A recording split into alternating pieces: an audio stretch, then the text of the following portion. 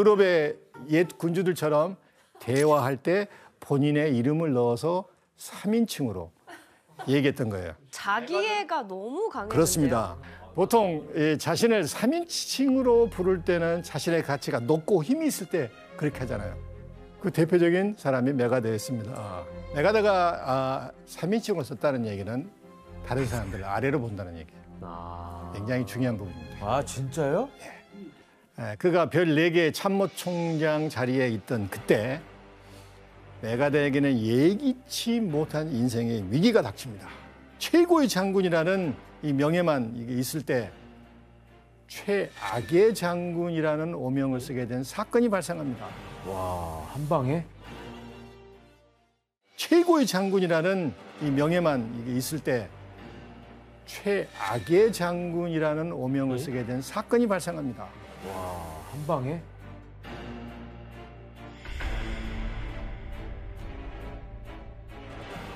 (1932년) 워싱턴 DC에는 2만 명에 달하는 제1차 세계대전 참전 용사들이 모여들기 시작합니다. 이들은 훗날 정부가 지급하기로 했던 이 보너스를 앞당겨서 빨리 지불해달라고 모인 거예요. 그래서 이들을 보너스 아미, 보너스 군대라고 그랬습니다. 그런데 1차 세계대전으로 10만 명 이상의 전사자, 실종자, 그리고 그 몇 배에 해당하는 부상자들 규모가 엄청났잖아요. 그래서 보상금을 정부가 감당할 능력이 없었습니다. 그래서 정부는 보상금을 마련을 위해 참전용사들에게 지급을 몇 년 뒤로 하겠다고 미뤄놓은 상황이에요. 하지만 당시 경제 대공황이 터졌습니다.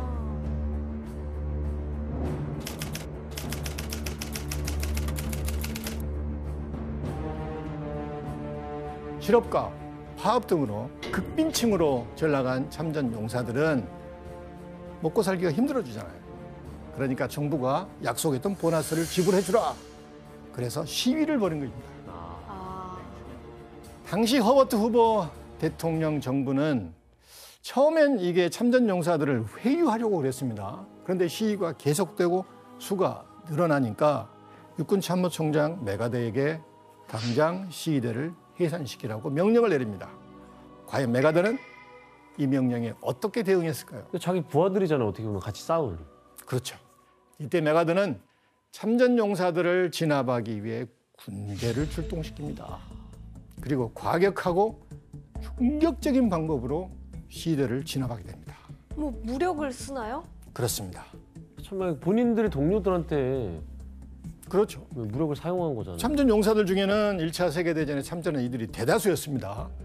하지만 그럼에도 불구하고 메가더는 보너스 군대를 틈대를 뿌려버리겠다 선언하고 잔혹하기로 유명했던 조지 패튼 소령을 부릅니다. 그리고 나라를 위해 전쟁터에 나갔던 참전 용사들을 폭도라고 지칭하면서 진압하라고 명령을 합니다. 그가 시위 진압을 하는 과정은 정말 참혹했습니다. 먼저 참전 용사들에게 체류가스를 뿌리고 기병을 돌격시킵니다. 그리고 전차 부대, 탱크 부대를 동원해서 시위 부대를 밀어버립니다. 아이고. 많은 참전 용사가 공포에 질려서 도망갔죠. 참전 용사들이 그들이 지내던 판자촌으로 후퇴하자 후보 대통령은 시위대가 후퇴했으니 진압을 멈추라고 메가더에게 명령합니다. 하지만 이때 메가더는 그 명령을 무시하고 거기다가 이미 도망갔잖아요. 폭격을 한 건 아니겠죠, 설마? 맞습니다. 참전 용사들과 가족들이 지내던 판자촌을 불태워버립니다. 에? 왜 뭐예요? 왜 그렇게까지? 너무 실망스러운데 진짜로?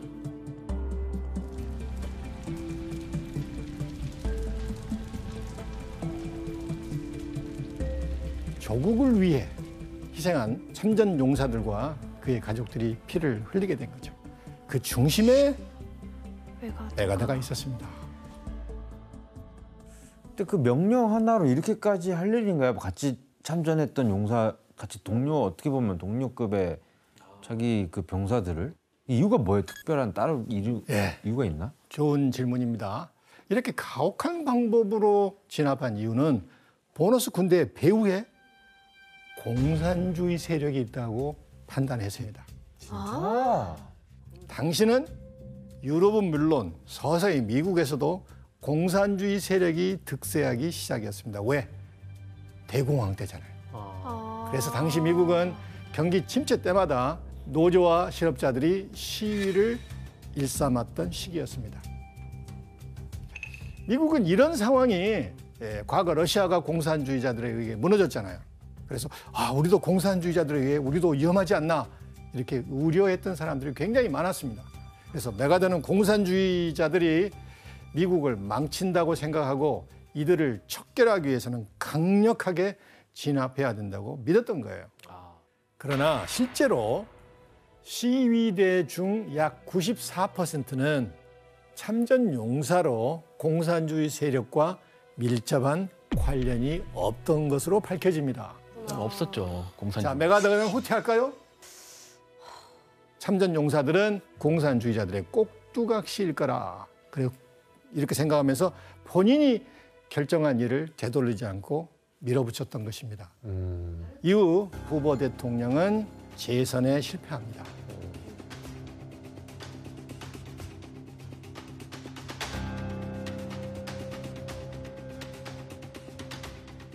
근데 어쨌든 이게 보너스 군대 사건 뭐 이걸로 해서 대통령까지 바뀌었으니까 지금 뭐 출세가들어 달리던 메가더 장군도 입지가 좀 달라졌겠네요.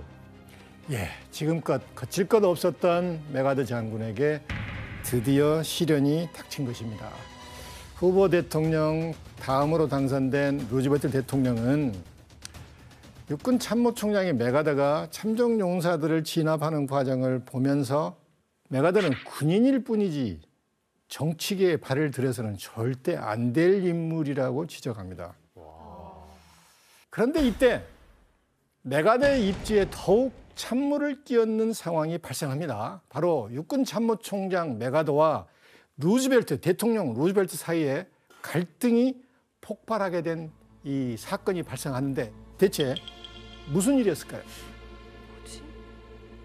당시 미국은 약 5년 동안 경제 대공황 위기를 겪고 있었습니다. 자, 공황이면 예산을 줄여야죠. 그렇죠? 그래서 루즈벨트는 정규군 예산을 51%로 삭감하고 예비군 및 주방위군 예산도 삭감하려고 했습니다. 그런데- 메가더는 반발했겠네요. 그렇죠. 메가더는 강력하게 반발합니다. 그런데 당시 이제 미국의 의회 국회의원들도 메가더를 별로 좋아하지 않았습니다. 메가더를 전쟁 광이자 무기 상인의 앞잡이라고 비판하면서 아무도 메가더 편에 서질 않은 상황이었어요. 그래서 군 예산에 대한 이 분위기가 정계의 분위기가 그렇게 심상치 않게 돌아가자 메가더는 분노하면서 어디로 갔을까요? 백악관으로 갑니다. 대통령한테 루즈벨트 대통령을 찾아가서 따지는데 당시 이들의 대화를 지원 씨와 규현 씨가 한번 읽어줄래요? 예산 삭감이라니요. 말도 안 됩니다. 지금 상황이 어쩔 수 없습니다. 국방비를 줄일 수밖에 없어요, 지금 상황이. 우리가 다음 전쟁에서 패전해서 미국 청년의 배에 적의 총검이 꽂히고 적의 군화발이 그의 목을 짓누를 때 그가 마지막으로 저주하며 내뱉는 이름이 바로 메가더가 아니라 루즈벨트가 될 것입니다. 대통령한테 감히 그따위 연사를 내뱉다니 제정신입니까? 흥? 여기 안 봐?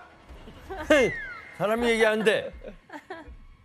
비슷한 상황입니다. 자, 대화를 들어보니 어때요? 배는 게 없네 갑자기. 그러니까요. 대통령한테 너무 좀 오, 무례한 대통령한테. 느낌이 있는데요. 그렇죠. 대통령에도 거침없이 말을 내뱉는 모습에서 거의 협박 수준이에요. 메가더의 불도저 같은 면모와 고집센 성격을 엿볼 수 있습니다. 하지만 메가더는 이것에 그치지 않습니다. 대통령에게 나 참모총장 사임할 거야. 협박을 합니다. 그럼 그러라 그럴 것 같은데? 그런데 루즈벨트 대통령은 달랬죠. 에? 바보 같은 짓 그만하고 그러면서 예산 삭감을 보류하기로 합니다. 근데 그 메가더가 예산은 지켰지만 대통령한테는 어쨌든 뭐 지켰겠네요. 그렇죠. 루즈벨트 대통령은 메가더를 아까 그랬잖아요. 위험한 인물이네. 그래서 참모총장 임기가 4년인데 재임하지 못하게 막는 조치를 쓰려고 했습니다. 자, 메가더 입장에서는 이제 임기가 끝나면은 참모총장 자리를 내려오는 상황에 놓이게 되잖아요. 4스타에서 이제 2스타로 내려온다. 메가더 자존심에 엄청난 일입니다. 그런데 이때 권력이 사라질 위기에 놓인 메가더에게 일생일대의 기회가 찾아옵니다. 필리핀 대통령이 그에게 필리핀 군대를 맡아달라고 파격적인 제안을 했습니다. 아니 갑자기 필리핀 군대를 왜 맡아? 자, 미국은 1898년부터 필리핀을 이제 식민지로 지배했는데 46년이 되면 필리핀을 독립시키기로 결정을 했습니다. 그래서 필리핀 대통령은 독립이 되기 전 나라의 군대를 만들어야 하잖아요. 그래서 메가더 장군이라면 그동안 보여준 여러 가지 행적, 명예 등으로 필리핀 군대 창설에 도움이 될 것이라고 생각해서 메가더를 부른 거예요. 그렇다면 메가더는 그 제안을 수락했을까요? 가겠죠. 지금 이빨 빠질 위기인데. 그렇죠. 참모총장 임기가 끝나면 2단계 낮은 2스타로 이제 내려와야 되는데 메가더 입장에서는 완전 땡큐죠. 때마침 루즈벨트 대통령도 자신의 정책에 이게 노골적으로 반감을 드러내는 메가더가 눈에 가셨겠죠. 그래서 필리핀으로 떠나는 것을 흔쾌히 허락합니다.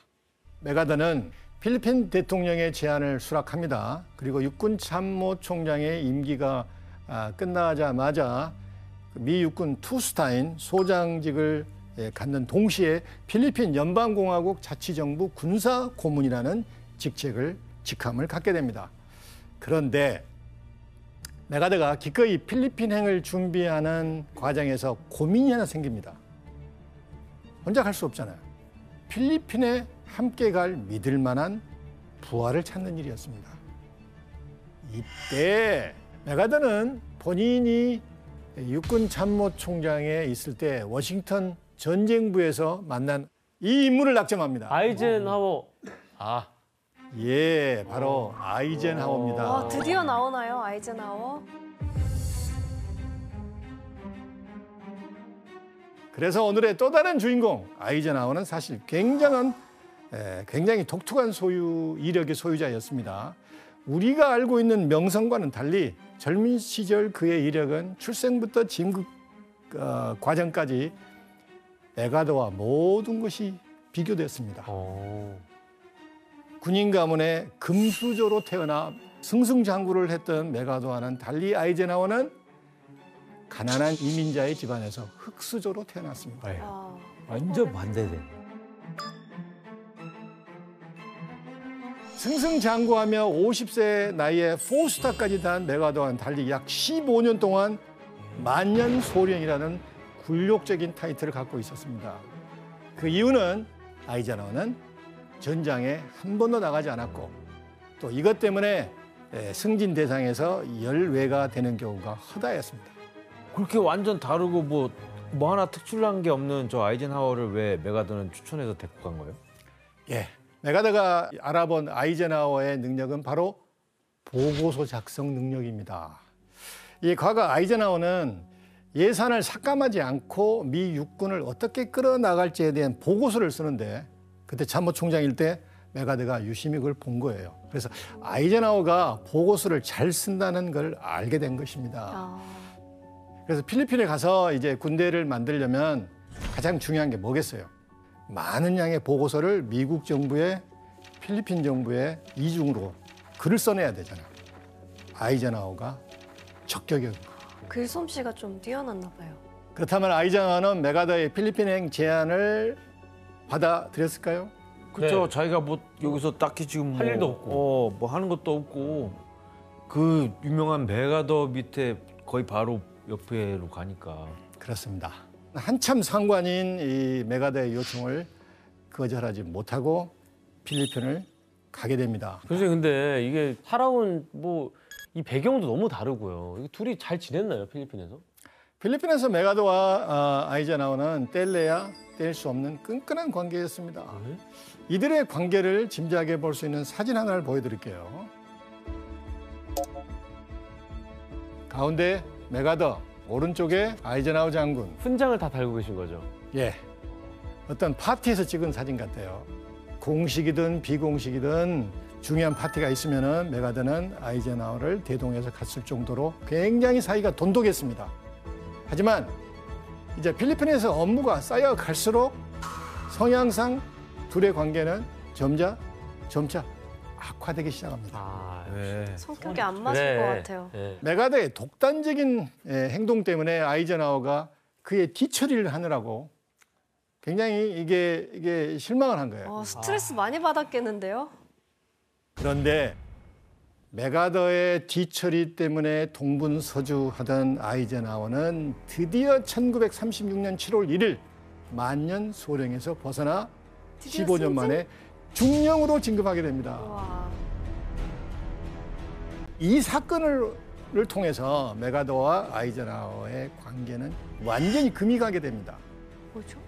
바로 필리핀 대통령이 메가더에게 육군 1인자인 필리핀 육군 원수 자리를 제안했기 때문입니다.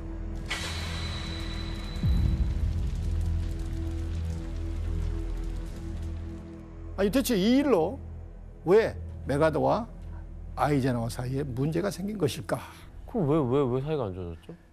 필리핀 육군 원수는 국가의 국방을 책임지는 1인자이기 때문에 메가더가 필리핀의 원수가 되려면 미군의 현역 자리를 내놔야 됩니다. 그렇겠죠?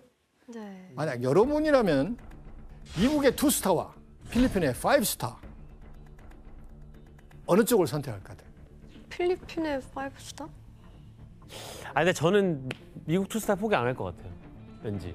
메가더의 선택은 5스타였습니다. 진짜?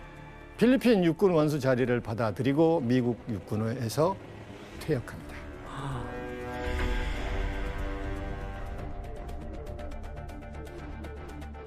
자, 메가더의 선택에 아이젠하워의 반응이 어땠을까요?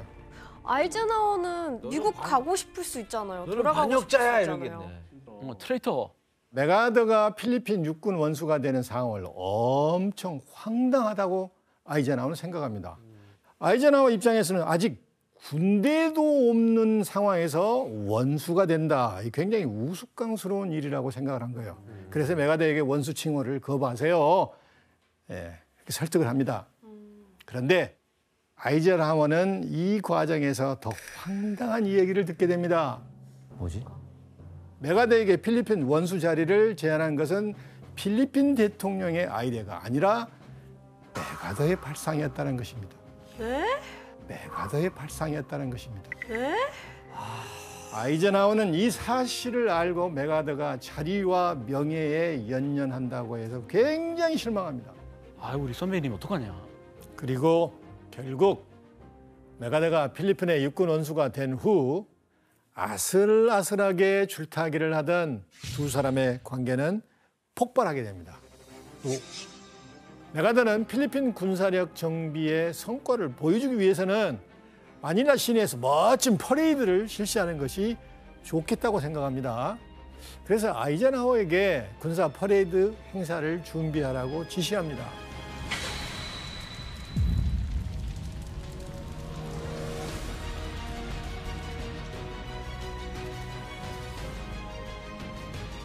그런데 행사를 진행한다는 소식을 필리핀 대통령이 알게 된 거예요. 몰래 하려고 그랬어요?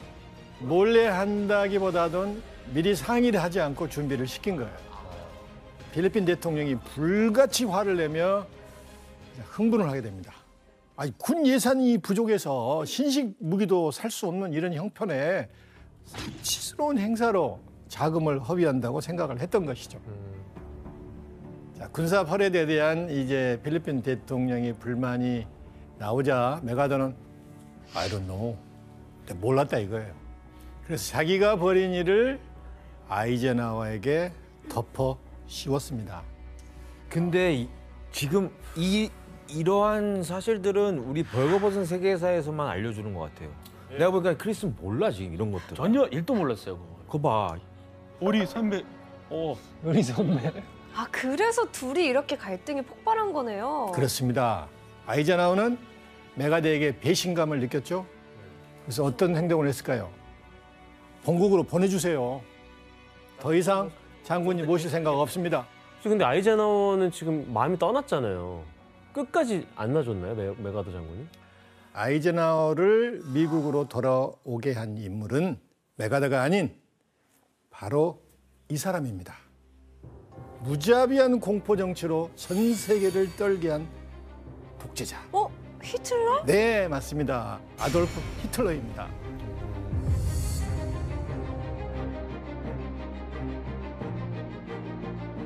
아이젠하워는 1차 세계대전 이후 독일에서 히틀러가 나치 정당을 이끌고 권력을 쟁취하는 과정을 자세히 지켜보고 있었습니다. 그리고 군사력을 바탕으로 유럽을 점령해서 독일 제국을 건설하려는 히틀러의 그걸 보고 히틀러는 우리가 제거해야 된다. 이런 결론에 도달했습니다. 그래서 아이젠하워는 메가더에게 자신은 본국에 가서 미 육군으로서 전쟁 참전 준비를 하고 싶다고 계속 말했던 거예요. 결국 메가더는 이에 동의했고 미국에서도 아이젠하워를 불러들입니다. 메가더와 아이젠하워의 긴 인연은 여기까지였습니다. 아이젠하워의 미국행이 결정되고 1939년 9월 그의 예상대로 인류 역사상 가장 많은 인명피해를 남긴 전쟁 제2차 세계대전이 발발합니다. 당시 아이젠하워는 워싱턴에서 야전 부대를 훈련시키고 있었는데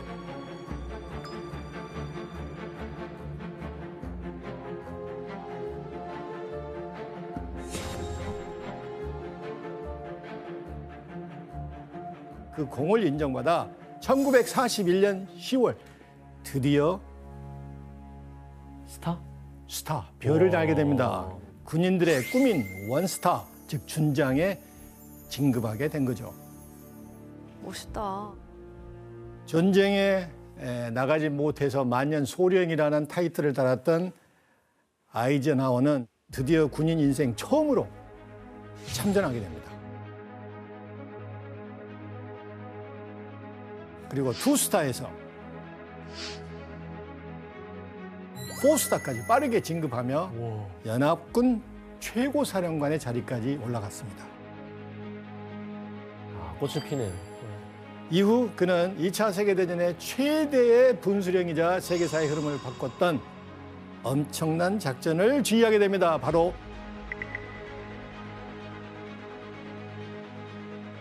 노르망디 상륙작전.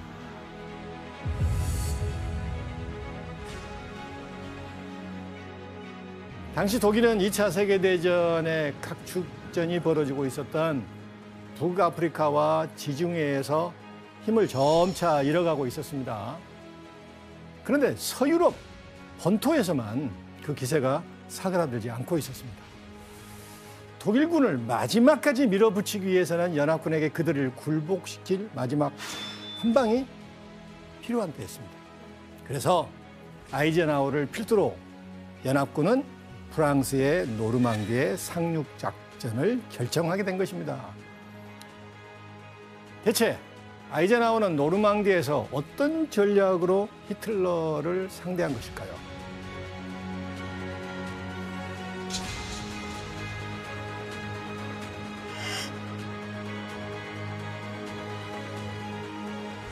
아이젠하워가 총괄하고 영국의 비밀 정보부가 계획한 이 작전은 일명 기만 작전이라고 합니다.